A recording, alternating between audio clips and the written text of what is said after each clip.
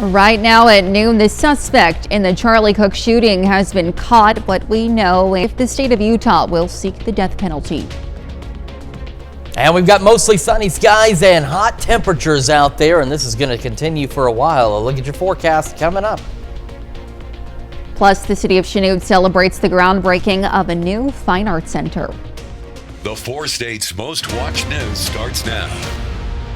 This is KOAM News at noon. I'm Elise Snowy. This morning, President Trump announced that the suspect in the Charlie Kirk murder has been caught. The 31-year-old prominent conservative activist was shot and killed Wednesday during an event at Utah Valley University.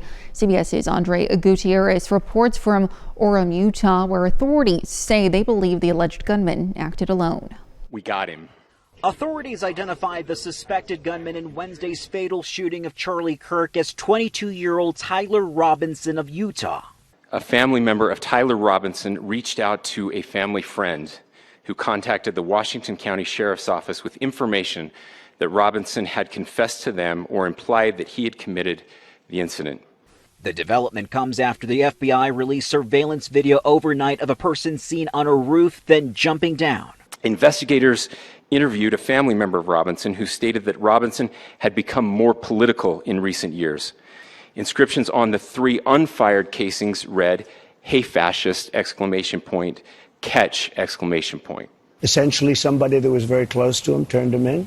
President Trump broke the news on Fox and Friends, saying a minister and the father of the suspect helped in the arrest. I hope he's going to be found guilty, I would imagine, and I hope he gets the death penalty. What he did, Charlie Kirk was the finest person. He didn't deserve this. The 31-year-old conservative activist was shot and killed Wednesday at Utah Valley University during one of the college campus debates that he became famous for. On Thursday, Vice President J.D. Vance, who is a close friend of Kirk's, along with the second lady and Kirk's widow, escorted his body home to Arizona on board Air Force Two. Andres Gutierrez, CBS News, Orem, Utah. Kirk leaves behind 2 young children, and President Trump has confirmed he will attend the funeral. Let's head over now to Chris Warner for a look at today's forecast. Yeah, after a few isolated showers east of I-49 this morning, we are starting to clear out. We've got those mostly clear skies downtown Pittsburgh right now. We started yesterday a couple of degrees above normal, but take a look, not to record levels, which are all right with that, but still, we're talking 6-7 degrees above normal yesterday, making it up to 91, and we're on track to be above normal for the next several days, honestly about the next week or so. We're sitting already at 87 in Joplin, 88 in Pittsburgh. Look at all this orange and red on this map. I really was hoping we were done with it. I'm sure you were as well, but not quite yet. We're getting one more hurrah of summer, whether we like it or not. We've got Bentonville, a little cooler, 82. The rest of us, though, for the most part, mid and upper 80s at this lunch hour. We're going to be in the upper 80s by 7. Again, mostly clear skies, partly cloudy overnight, mid 70s by 11 tonight. So we talked about the heat. It's going to stick around. We'll talk about how long it's going to stick around and when we might get some relief in just a few more minutes. Elise? All right, Chris, thanks. Well, Local Veterans Expo in Joplin is helping connect former service members with the benefits and resources they've earned. The event brings together agencies and organizations offering support with VA benefits, identification card services, and other programs veterans may not realize are available. One of the key focuses is suicide prevention, with groups on hand to provide outreach and assistance to those who may be struggling. Veterans say having all these services in one place makes it easier for them to access the help they need without traveling long distances. Veterans, when they get out of the military, don't know what benefits are due them, and this is an opportunity for them to see in person the people that represent a lot of those benefits, and one-on-one with the people that they need to see to get their benefits that are, they need. Resources that were included at the expo include housing, employment discounts, and more. Well, Mercy Pittsburgh is celebrating its first anniversary since becoming part of the Mercy Health System. Administrators say the past year has brought major improvements, including facility updates, new roofing, and fresh renovations. One of the biggest changes is the launch of Epic, a new electronic medical record system. The program links patients to the entire Mercy network, making it easier to schedule appointments, refill prescriptions, and communicate with providers through the My Mercy app. I've been blessed to become the administrator here, and this is just the beginning for us. We've been with Mercy for a year, but our plan is to continue to grow to better serve this community. We want to be able to add additional primary care providers. We want to add additional OB providers. We're talking about additional cardiology. Mercy Pittsburgh say the milestone marks just the beginning, with plans to add more specialists and ensure patients can get high quality care close to home. Well, Ozark Christian College students and faculty traded classrooms for the community yesterday. Each year, the college cancels class on 9/11 for its annual Serve Our City event. Students put down their laptops and picked up paintbrushes and yard tools, spreading out across more than 40 locations throughout Joplin and surrounding communities. Our mission is to train men and women for Christian service. Our motto is to serve and not to be served. And so this is an embodiment of that and an opportunity to live that out in a practical way. More than 500 students and staff took part, making this the biggest Serve Our City Day since it began 3 years ago. And a groundbreaking ceremony celebrates a future fine arts center in Chanute. The Me Family Fine Arts Center is a more than $5.5 million project at Neosho County Community College. KOAM's Samantha Walker, learned by college staff, believes it will benefit not just students, but the whole community. With shovels to the ground, Neosho County Community College is one step closer to getting a new fine arts center. A project decades in the making. When I arrived on campus in 2003, I took the tour, we saw the auditorium and said 1968 was a long time ago, and it really hasn't been touched in that amount of time. The current auditorium will be renovated and modernized with a new green room, scene shop, gallery, and courtyard. We'll have all brand new equipment, LED lighting, state-of-the-art sound system, so we can really do theater tech training programs, which right now we can't really do because our equipment is so out of date. Enough room finally on the stage to actually have my music concerts in the new performing space without us being crammed into a corner. A benefit to not only campus, but the community as a whole. And now we'll have a wonderful flagship area of the college for those meetings to be a great representation of the college, but also of Neosho County as a whole. The lead donation for the Fine Arts Center comes from the family of Miriam Mee, a former instructor and board member at the college. They were such wonderful parents. We want to honor them and their memory and their great contribution to Chanute and the surrounding area. Thank you for everything that you have done for this institution. Continue to do. Thank you so much. Now they're still doing fundraising to try to cover the cost of the Me Family Fine Arts Center, like by letting community members sponsor a theater chair.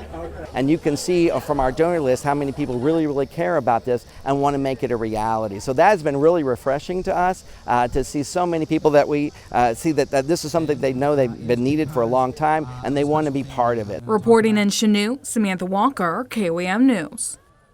The Me Family Fine Arts Center is expected to be completed by October of next year.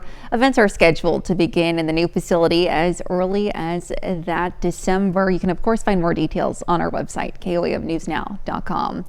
Well, coming up, the Missouri Senate advances redistricting plans. What the next moves are, we'll have the details. And later, we're making back-to-school cookies in the Mr. Food Test Kitchen. The Missouri Senate has advanced its redistricting plan. Now, the plan would split Kansas City into 3 districts in the hope of giving Republicans more congressional seats in the 2026 midterm elections. But Democrats argue the proposal is being rushed through the legislature. Erica Graves has the latest. After a contentious but short time on the Senate floor, a bill changing Missouri's congressional map by cutting up the 5th congressional district headed to a Senate committee for a public hearing. Good morning. I call the Senate committee. The district would be divided down Troost Avenue. Congressman Emmanuel Cleaver flew in from Washington, D.C. to voice his frustration over a historical dividing line being brought back to once again divide Kansas City. I don't have the words to tell you how damaging that is. If approved, the map would give Republicans an advantage in 7 of 8 congressional seats. Who drew this map? The mid-decade redistricting faced more calls from opponents of being unconstitutional Thursday, but State Senator Rick Bratton argued there's nothing in the state's constitution saying they can't. Nothing in the Constitution says that we're bound and held to only doing this in a census time. In the committee, only one Republican spoke out against the process the party has taken to try and get this map passed. Republican State Senator Joe Nicola says he's frustrated with his inability to make any changes to the map. And when I don't have my voice, then 185,000 people I represent also lose their voice. And that's extremely irritating to me. And still to come on KOAM News at noon, Mr. Food. As we wrap up our back to school week, we're sharing a test kitchen favorite that's just as welcome in your lunchbox as it is in your cookie jar.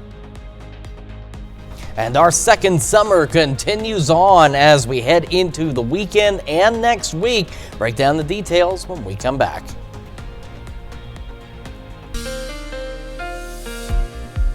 Welcome back to the KOAM News at noon. So we've got a hot and mostly sunny day, and that really sums up most of the days over the next several days in our forecast as this second summer business continues to hang on for a while. Live look outside downtown Pittsburgh. There it is.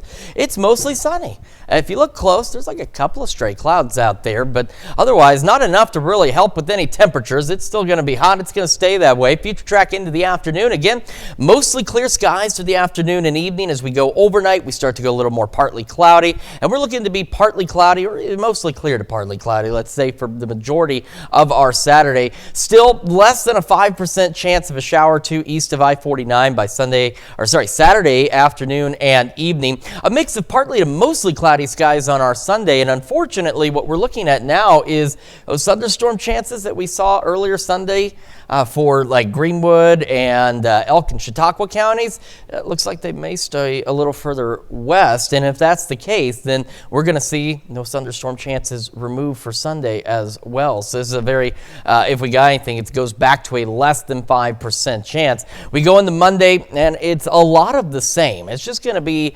downright hot over the next several days. Today, low mid-90s out there. Heat index values just a couple of degrees above our air temperature. Southwest winds 5 to 10. Into the overnight we go. Again, partly cloudy skies, most of us into the low 70s. Now bear in mind on the almanac where our averages are about 60 for those lows and about 84 or so for those highs. Nowhere near that. Southwest winds at 5 to 10 miles an hour. Taking a look into our Saturday, partly cloudy skies. Now as we go over the next few days, we're going to have some instances in which those heat index values are going to start climbing a bit into the upper 90s. And while we're not looking at oppressive heat or humidity, 97, 98 degree heat index value is still not good, and especially for September when you're not prepared for it, when you're not ready for it. I know a lot of folks probably already brought out their sweaters. They're ready to go. It's supposed to be fall. It's not going to be for the next several days. So you need to make sure you're staying hydrated, taking appropriate precautions, because it's September and we've got to take heat precautions. Southwest winds tomorrow about 5 to 10. So again, for now, we're going to leave that 10% chance on Sunday, but it may drop off of there later today or tomorrow if the trends hold and keep those shower and storm chances much further west. We'll go low mid-90s all the way through next Friday. Now, we still have that system coming Thursday, but not necessarily as quickly potent as we want it to be, and so we're still going to have to deal with some low to mid 90s through at least next Friday before we head into the following weekend and the week after that, and then we'll start to see fall return to the forecast out there. So again, just straight up hot, uncomfortable. It really is a second summer. We had false fall, and now we've entered into second summer, but that means, at least based on what we know, it should mean that fall, real fall, is going to be right around the corner. Just a few more days of Yeah. Well, after this week, I'm sure real fall will be real nice. It will be extremely nice, yeah. All right, Chris, thanks. Well, stick around. We're checking in with Mr. Food. We're making back-to-school cookies in the Mr. Food Test Kitchen. We'll be right back. Well, Howard is finishing out his back-to-school week with a delicious sweet treat that's perfect for the school lunchbox or an after-school snack, or hey, even something you can make to kick off the weekend. Now, these easy-to-make cookies start out from a box of cake mix and get their extra crunchiness from graham crackers and their chocolatey sweetness from lots of chocolate chips. Let's check in with Howard, who's making back-to-school cookies in the Mr. Food Test Kitchen. As we wrap up our back-to-school week here in the Test Kitchen, we're sharing a cookie jar favorite that's just as good as a lunchbox treat as it is as an after-school snack. And if you're thinking, who has time to bake cookies?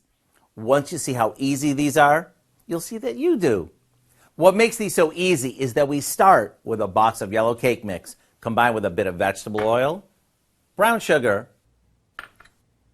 and a couple of eggs.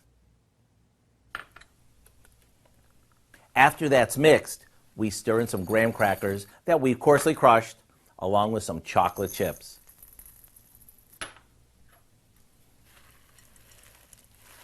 Now we drop our batter by the spoonful onto a greased baking sheet, and into the oven they go. You might want to make a double batch because they disappear quickly. With each bite, you get the crunch of the graham crackers and a burst of chocolate from the chips.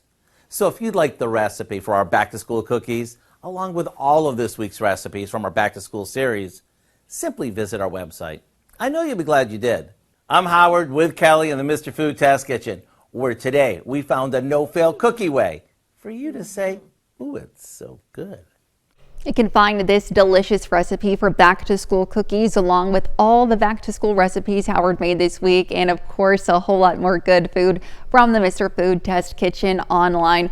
All you have to do is go on over to our website. Of course, that's KOAMnewsnow.com under the Mr. Food tab. Let's take a look now at the 4-state market prices. And the heat continues across the area, low to mid 90s through at least next Friday. Could get an isolated storm or two on Sunday, but those chances are they're starting to drop a bit, unfortunately. A few more pop-up storms next Thursday, Friday, and hopefully by next Sunday, not this Sunday, but next Sunday, we'll see the return of fall and get through this second summer. That'll sure be nice. All right, well, coming up tonight at 5, the demand for trade schools has been increasing since the pandemic, and enrollment is expected to grow 6.6% annually for the next 5 years.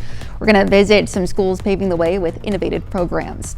Plus, we visit a local arts organization highlighting the importance of art education for all ages, how classes create community bonds and expression. And we're live for Paint the Town Red in Pittsburgh for the PSU football home opener. You can join us for those stories and a whole lot more tonight on KOAM News at 5. Certainly a lot to look forward to tonight. And that's the news for now. Thank you for joining us on KOAM News at noon. Have a great rest of your day.